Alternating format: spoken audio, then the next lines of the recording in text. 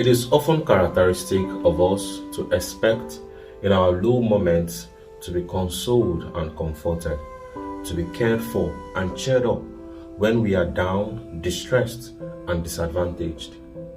Sickness and pains naturally make us self-absorbed with an increased craving for attention and affection. We become less aware and less concerned about other people's predicaments.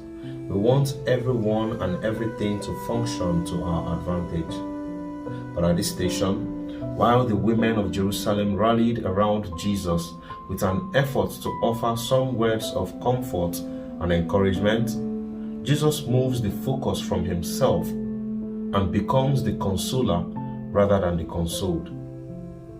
Truly, he is the wounded healer.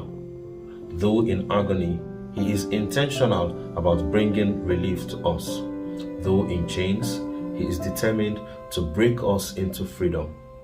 He journeys toward death so that we who are death-bound can be rescued to life.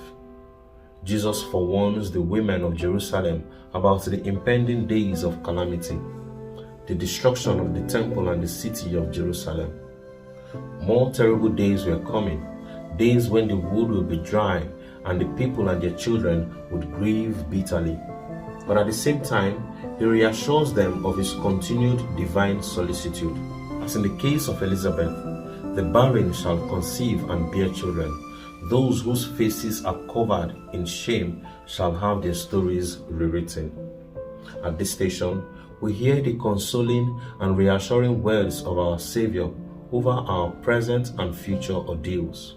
We know that he identifies with us in our predicaments, and this leaves us the moral and religious responsibility to identify with others in their predicaments too. St. Paul says in his second letter to the Corinthians that we have been comforted in our moments of troubles so that we are enabled to comfort those in any kind of trouble with the same comfort that we ourselves have received from God.